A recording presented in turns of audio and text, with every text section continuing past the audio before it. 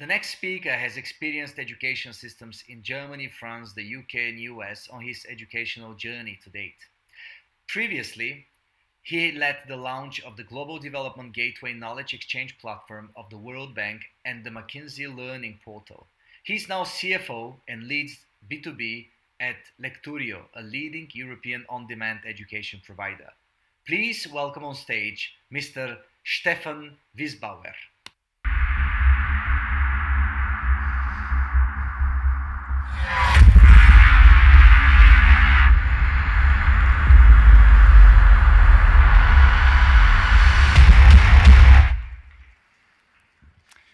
Dobar den, Sofia.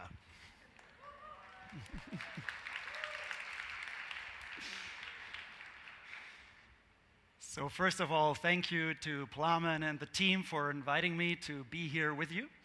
Lecturio actually has their development team here in Bulgaria in various locations, but for me it's my first time here. Usually always our product people and so on come down. So you'd have thought that I'm kind of used to working with Bulgarians.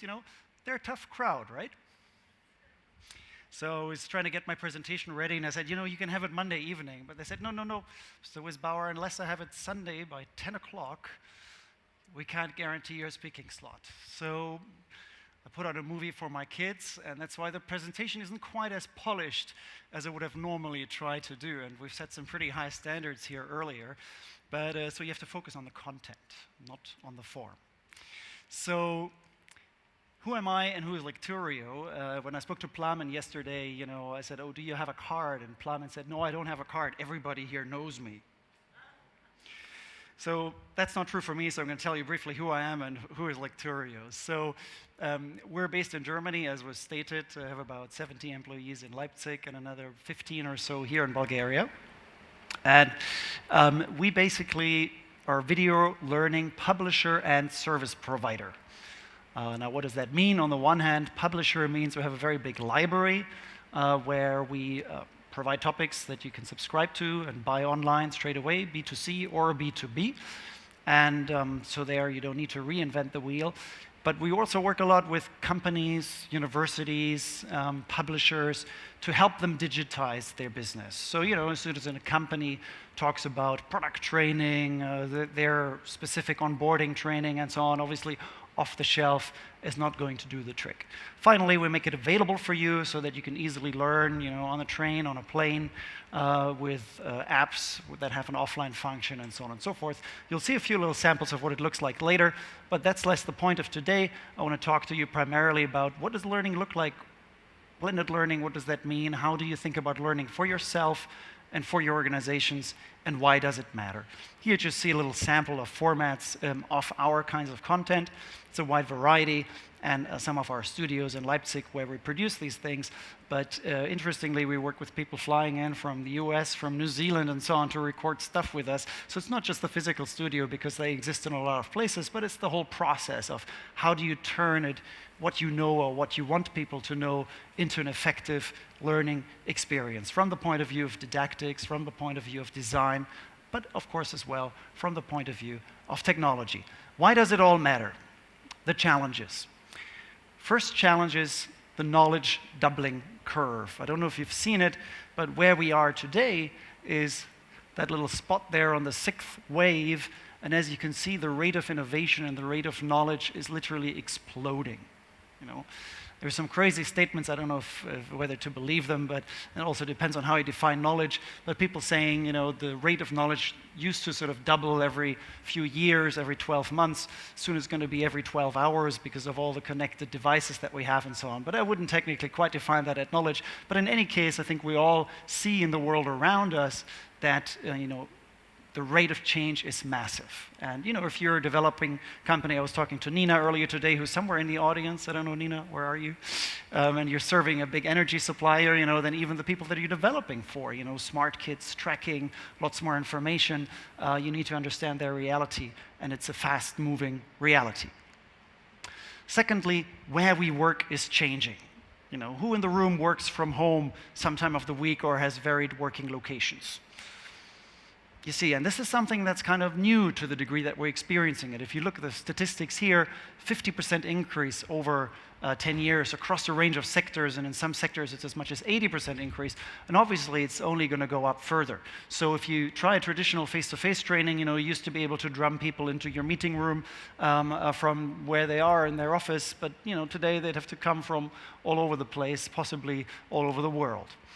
But the most important reason probably why you should worry about education is this quote by Peter Senge. I don't know if you guys know him, author of The Fifth Discipline, a learning organization specialist since many, many years, a systems thinker, spent a lot of time at MIT, and I was lucky to do a course with him, and he really models what he does. He's learning from everybody all the time, even his students who have much less experience than him.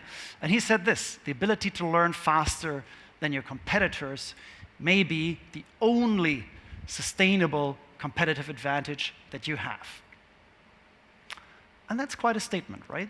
So the ability to learn faster than your competitors may be the only sustainable competitive advantage, right? So it's not your hardware, your software, your kit, your network.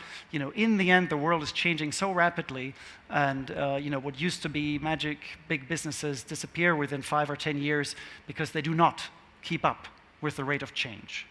And it might be the learning, it might be the organizational change rate that's proving the challenge, but it's a fundamentally important and always more and more important to stay up to pace and actually to lead the pack in the knowledge field that you're working in.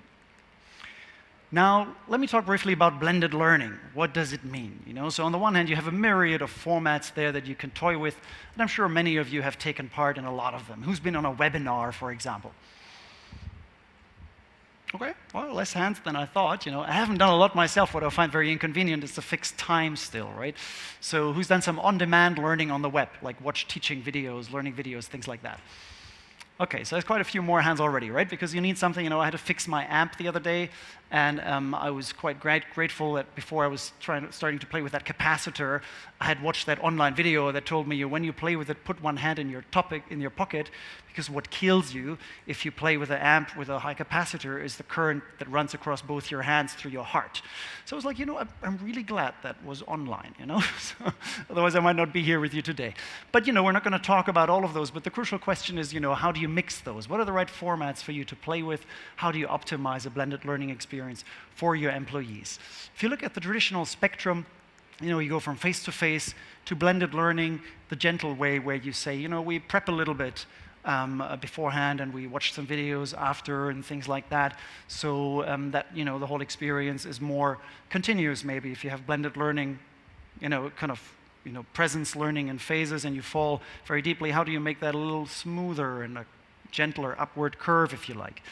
Then you can go flipped classroom. That's a bit more radical.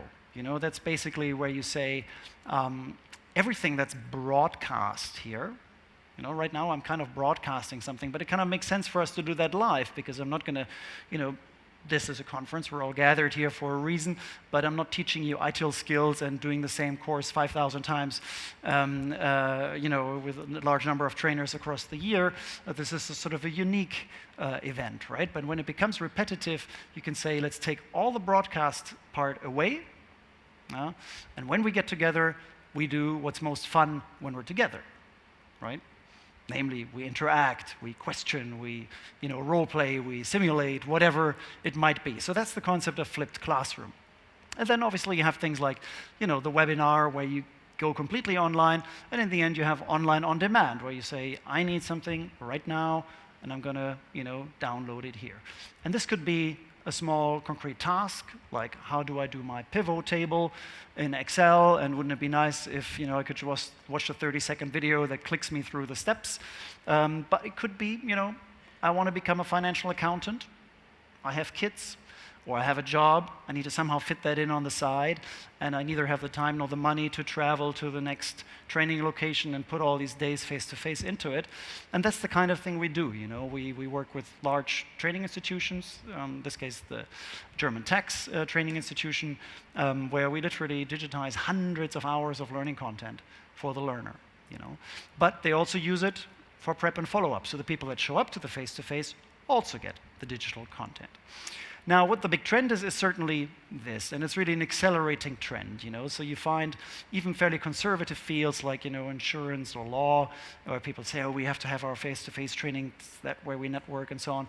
They're really shifting aggressively, you know, from schemes where maybe there were 50, 60 presence days over 2 years down to maybe something around 20 or so. So, you know, face-to-face doesn't necessarily go away. In some areas, it does completely. You know, we had Bayer here earlier. If you talk to the learning specialists at Merck Sharp Dome that do the research, they say we have 2,500 people globally.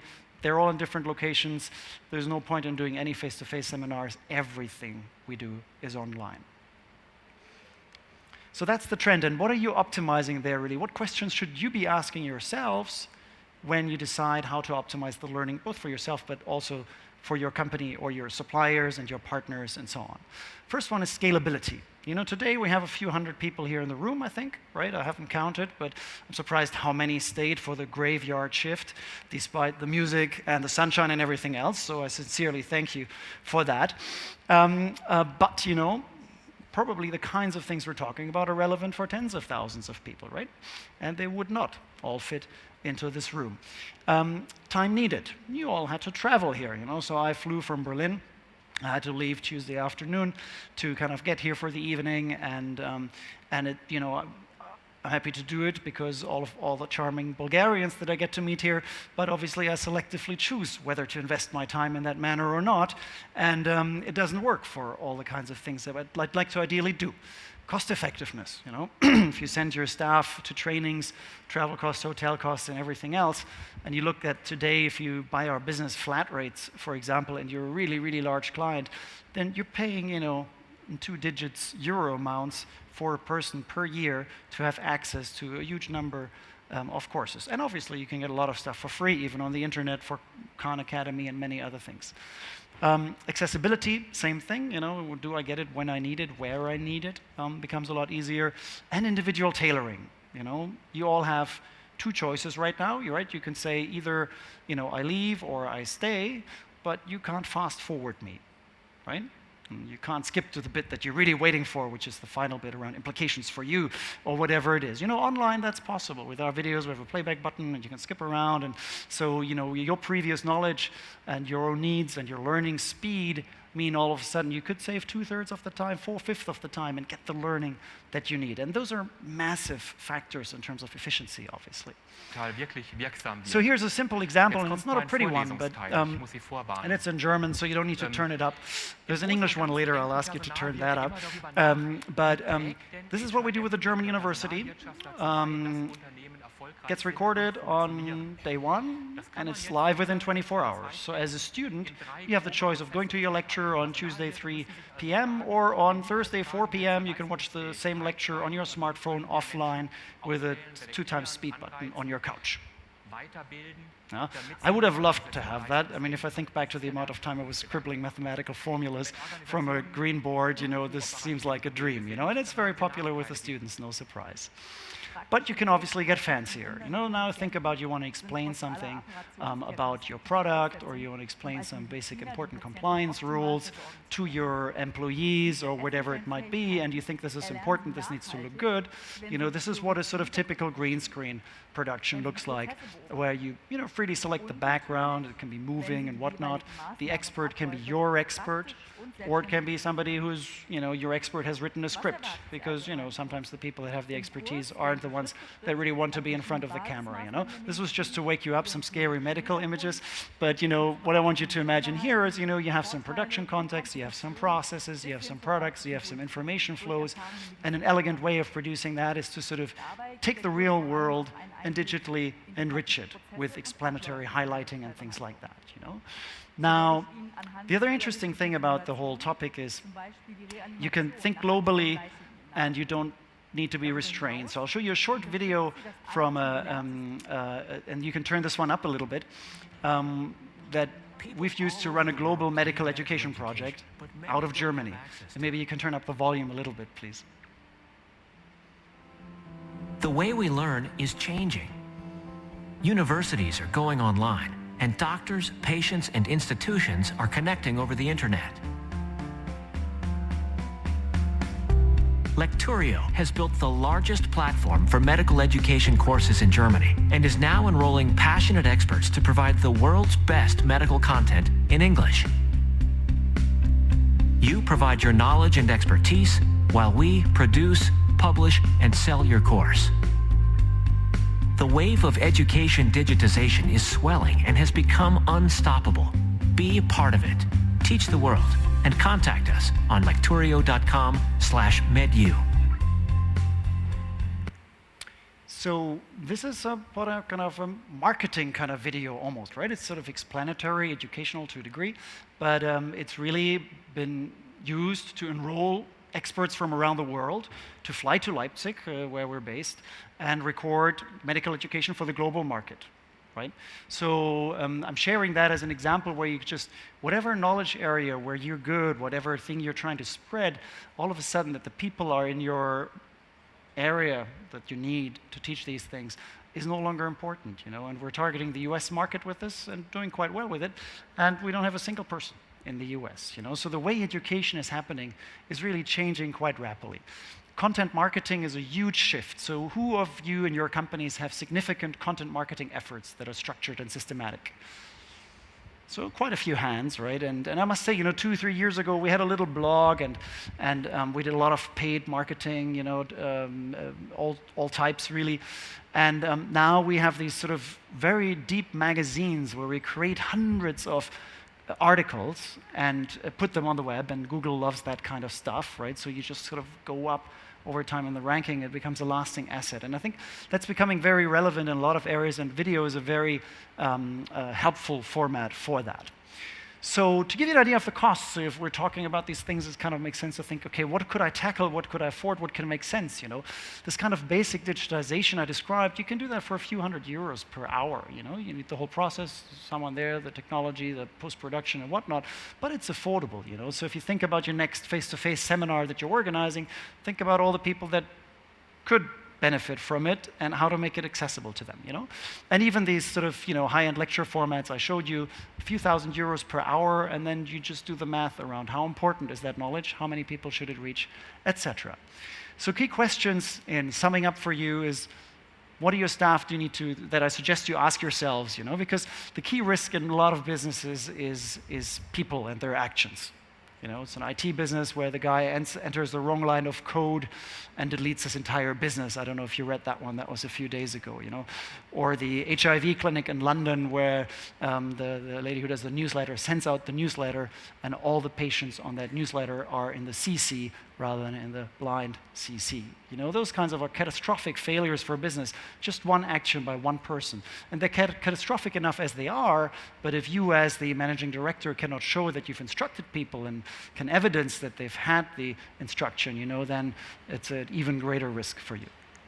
Secondly, is your product training available in a modern video format? You know, hence my question to Bayer earlier, you know, the leaflets that can barely be read, etc. You know, sometimes it's helpful to think through, you know, are we really using the right communication channels to explain what we're doing? Are your staff getting the training support they need when they need it? You know, it's nice to have an academy program where you can go to courses over the year, but, you know, when you need it and where you need it, do they have it? And finally, has your marketing caught up with the content marketing revolution? Because I do think it is really a fundamental revolution. We expect other things from the companies that we want to listen to than a few years ago. My advice to you is consider the mentioned criteria in terms of thinking about what you do, whether you invest, how you invest. Make it as simple as possible, but not simpler. You may have heard this before.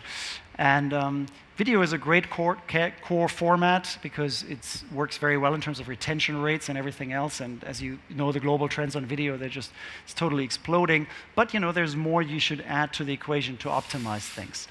Interaction is valuable, you know, so they don't get into movie viewing mode, but you occasionally ask questions and things like that.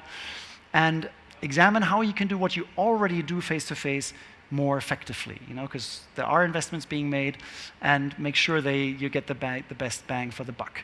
And then, and this is where a lot of traditional HR departments or managing directors and so on don't necessarily think yet, is imagine all the new learning you can bring by going digital. So how can you all of a sudden not reach your number of employees or all of your number of employees? And this is surprisingly how far behind. If you look at the big automotive companies in Germany, if you look at their website, they've got a whole team of 50 people doing this for 100,000 employees, right?